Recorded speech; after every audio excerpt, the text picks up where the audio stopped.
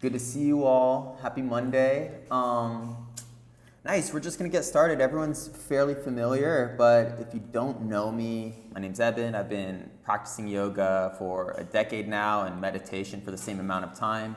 But over the last 3 years specifically, I've really dived into breathwork and sort of analogous to what the yogis and their scriptures say, breathwork is sort of this tipping point in which the practice sort of builds this unprecedented momentum and pulls us deeper into the intention of the whole game, which is developing a profound sense of presence, a deep understanding of ourselves, and in that an expanded capacity to interact with the world in an authentic and intentional way. So all good things. Kumbhaka, so the breath technique that we're going to work on for the next month, is sort of honored amongst all other breath techniques as the supreme. There's a scripture called the Dattatreya Yoga Shastra that says Kumbhaka, the retention of breath when mastered, will allow the yogi to sort of intend without recourse into the world, to express themselves without hindrance. And so the way I approach this practice is I always take the position that I'm attempting to falsify, to prove the yogis wrong, but at the same time participate as authentically as I can with their instruction. And what I've discovered for myself, and I'm sure you've discovered in some capacity, is that while the intention might be to falsify, to prove them wrong, which is healthy skepticism, these techniques, when taken to heart, actually validate the profundity and validate the depth and longevity of these ideas and techniques. So a grand experiment we're all sort of embarking upon. And so what is pranayama? That's what I want to talk about today. What is kumbaka in terms of the definition and the technique? And then maybe what are the intentions that we can all share to motivate us to move forward and participate fully? And so pranayama is ancient, but at the same time it's cutting edge, because our understanding of exercise and health at this point, at least within the West and most of the world, does not involve the respiratory system. And so, some of us take concern with our digestive system, and we take care of our diets. We select what foods we eat, how much food we eat, when we eat, and in that we're trying to sort of bring balance and vitality to the digestive system.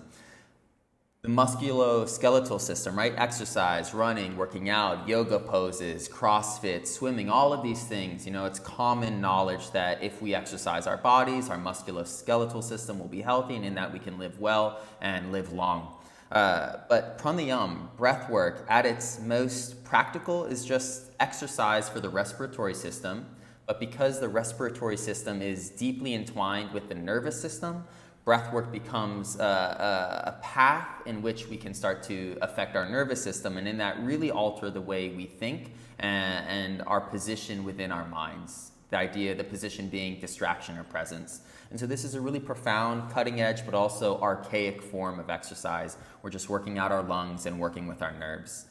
Kumbhaka, the breath technique, is essentially inhale, hold your breath, exhale, hold your breath, and We'll keep it that simple today, and we'll start to expand upon the complexity and the intricacies of the technique over the month, but that's really all you have to know. Inhale, hold, exhale, hold. The word itself, kumbaka, kumbha means vessel, and so the yogis believed that they were the vessels of prana, the vessels of life energy, while they were retaining the breath, while they were not inhaling and while they were not exhaling. And the more time they spent in this retention, in the absence of breath, the more prana, the more energy they experienced, and in that their consciousness was heightened, their presence was heightened, and they could sort of experience the full brunt of life, the miracle of it, without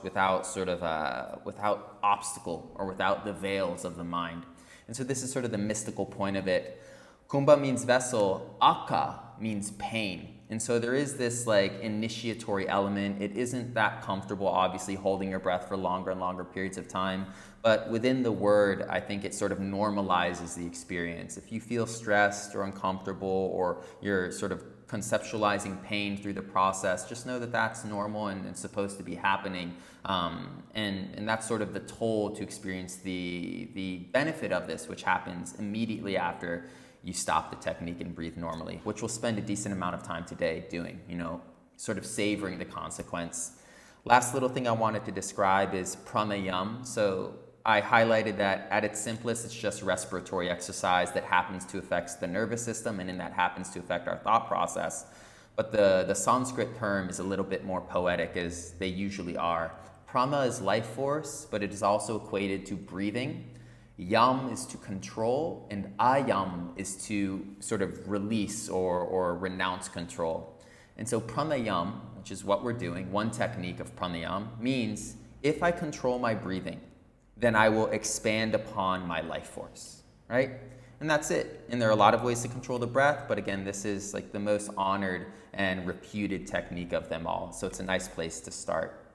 Cool. So with that, I'm so happy you're all joining. I imagine you all have busy days ahead, so let's spend as much time as possible getting into the exercises. If there's any confusion, feel free to email me at some point later today. If you ever miss a class, I'll be emailing these lessons regularly, daily, so you can catch up. And yeah, that's about it. Again, big honor to do this with you all. Big journey ahead of us. So let's get into a comfortable seated position.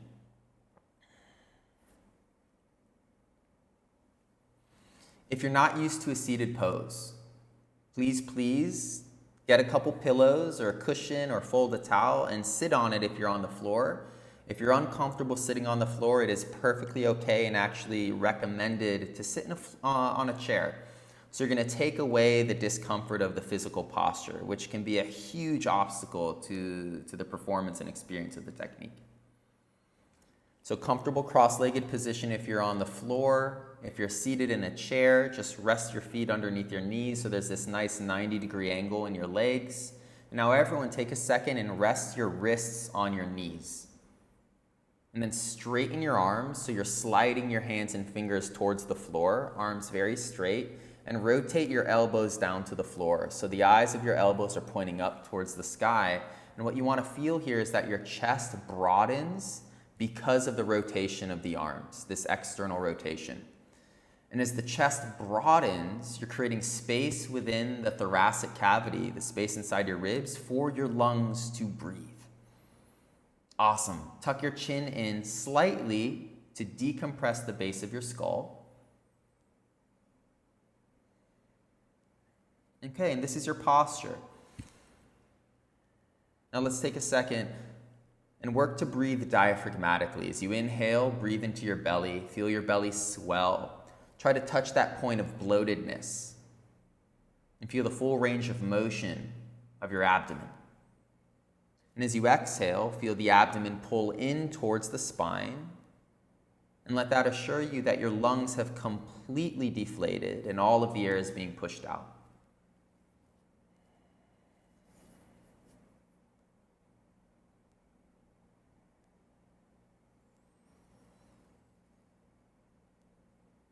Soften your face. The mind is thinking, of course.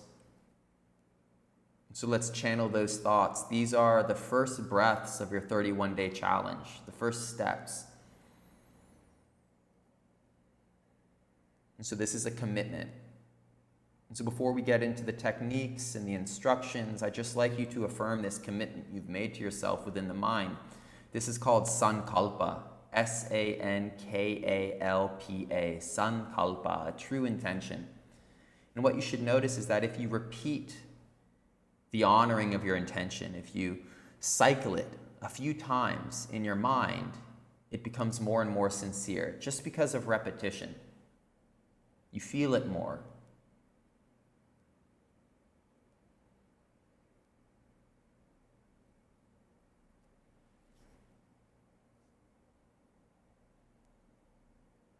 If you keep redirecting your attention into the intention, all of a sudden it will change the nature of your thought process.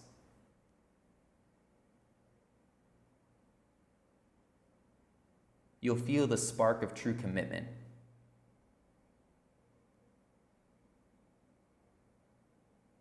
Without the effect of doubt,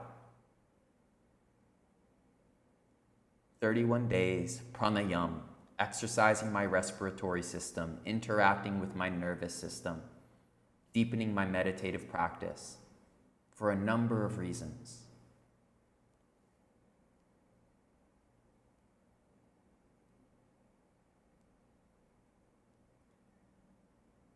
Now start to count the length of your inhale. Again, be sure to breathe into the belly and try to breathe as slowly as you can. Count the length of your inhale.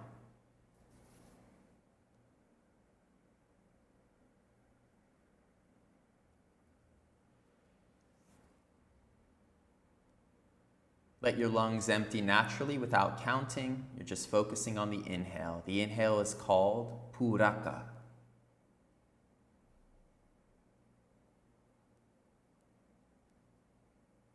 And notice already you are controlling the breath. Prana, breath, yam, control.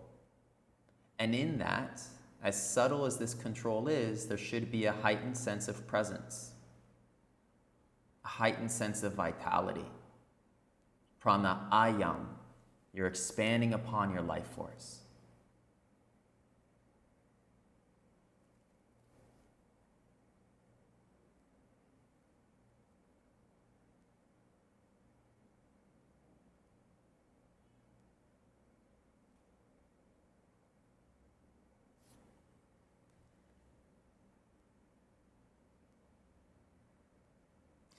Now start to count the length of your exhale and match that length to the natural length of your inhale. If you've inhaled for 7, then exhale for 7. If you've inhaled for 4, exhale for 4. If you've inhaled for 14, exhale for 14.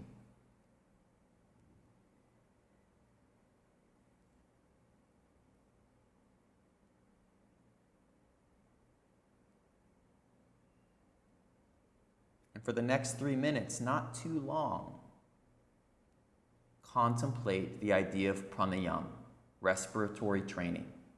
As I control my breath, I increase my experience of vitality.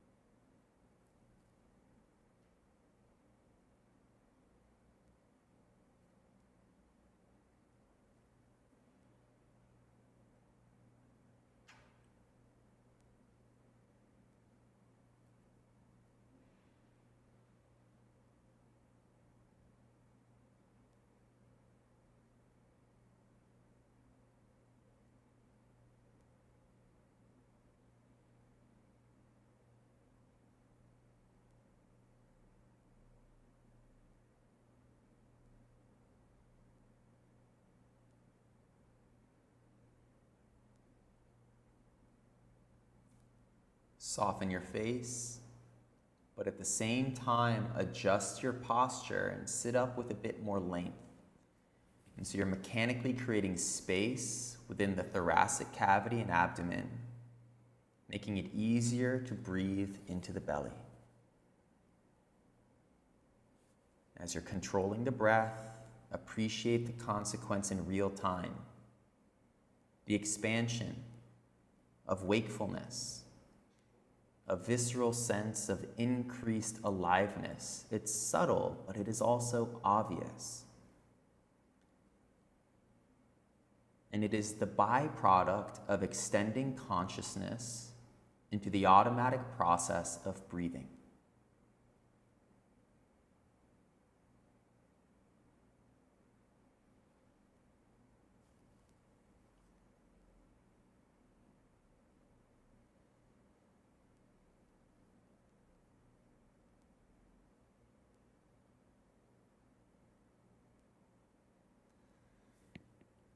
Now start to notice at the very tip of your inhale, when your lungs are full, there's this momentary pause, a natural arrest. And the same as you exhale and you deflate your lungs, there's this momentary, natural, and spontaneous pause. This is kumbhaka. This is the natural retention of breathing. And we're just going to work with that and explore that. So now, inhale for your baseline, that count, that number, and then hold your breath for that same count. And then exhale for that same count, and then hold your breath again for that same count. While you're holding the breath, it's very important to just stay relaxed. Inhale, hold, exhale, hold. This is the technique.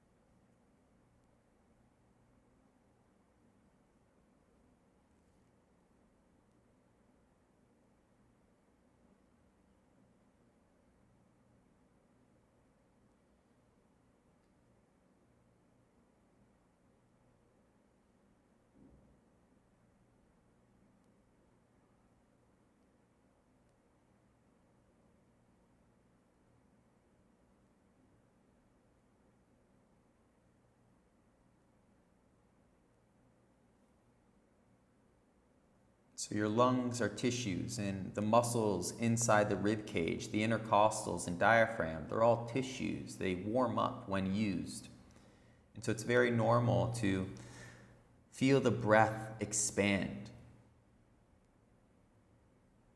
That while at first your count may have been 4 or 5, at this point or later on, it might naturally expand to a 6, 7, or 8. Again, cutting edge exercise, the development and strengthening of the respiratory system.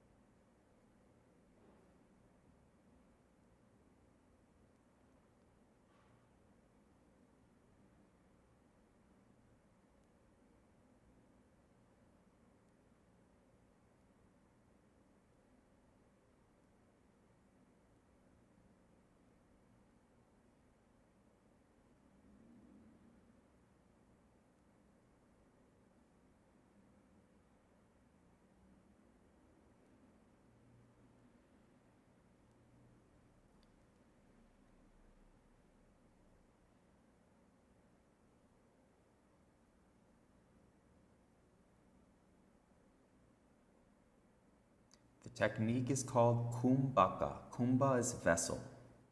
And so while you're holding your breath, notice a spontaneous sense of heightened presence, embodiment. Your attention is naturally drawn into your flesh.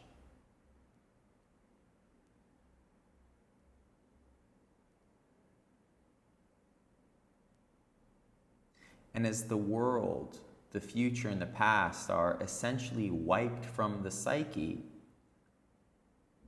there is a unique simplicity and an enriching sense of presence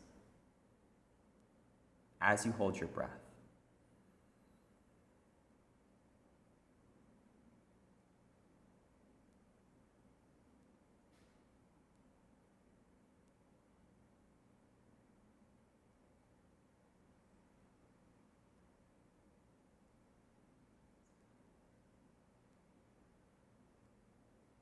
But at the same time, the suffocation builds, the CO2 content increases, your sympathetic nervous system, your stress response heightens because the CO2 is building. You're supposed to breathe.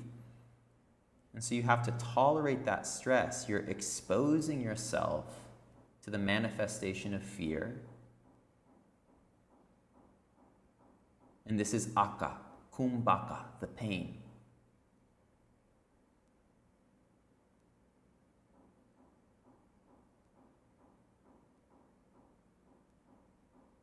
And so what I'd like you to do now, to tiptoe into the experience of the word's definition, is increase your count by 2.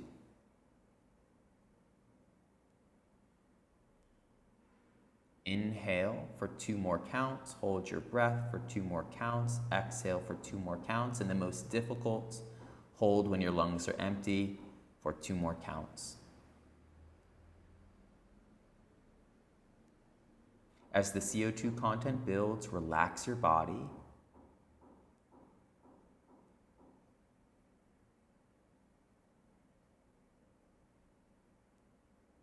And notice that despite the pain, despite the concepts, the fear, the discomfort, there is a profound absence of fatigue.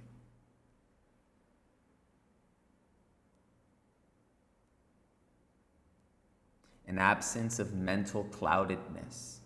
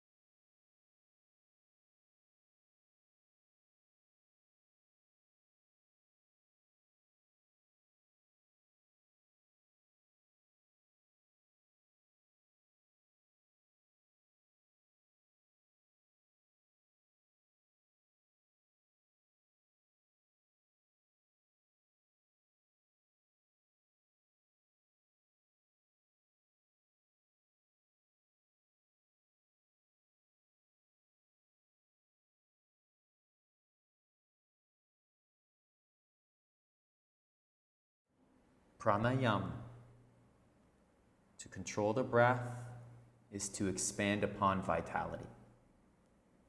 And the way we can validate the expansion of vitality, which is metaphorical, is to observe the absence of fatigue,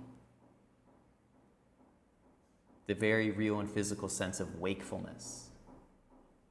And it's connected to pain, it's connected to akka, but that doesn't matter to the yogis. All that matters is wakefulness. And so one more round here. Once you've exhaled and you're holding your breath when your lungs are empty, hold for as long as you possibly can. Let's test our capacity here. After that, just breathe normally and steadily.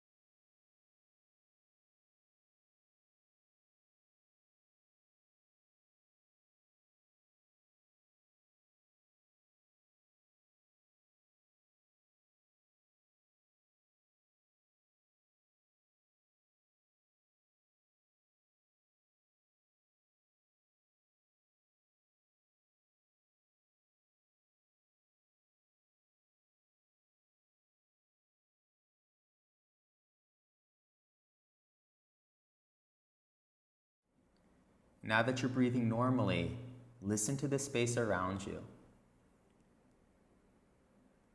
I like to differentiate meditation from pranayama. Pranayama is effort, takes energy, there's instruction, there's technique. Meditation is the absence of all of that, is the open and fluid sense of presence with the world.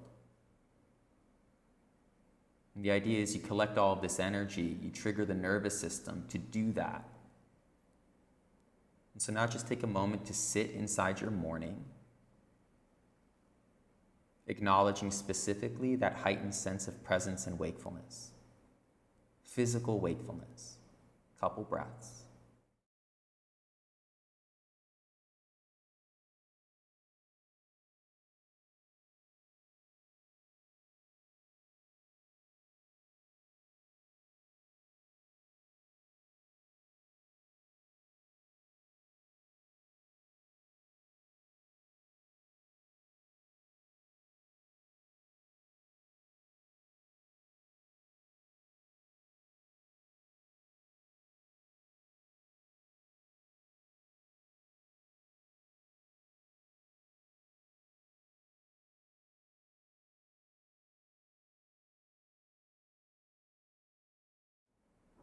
Take one more breath.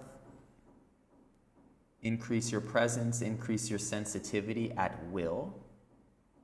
And after that final exhale, bring your hands to heart center, stay in a meditative state. We're going to close the practice. Soften your face. And this is a game I like to play. We all have skepticism. We all sort of reject instruction to a degree. But if you are as conscious as you think you are, meditation, especially to the yogis, is about accessing consciousness. If you are as conscious as you think you are, and we all think we are, increase your sincerity tenfold. And if you can't, that signifies that your ability to control your psyche is limited, which means that there's room to grow. Increase your sincerity.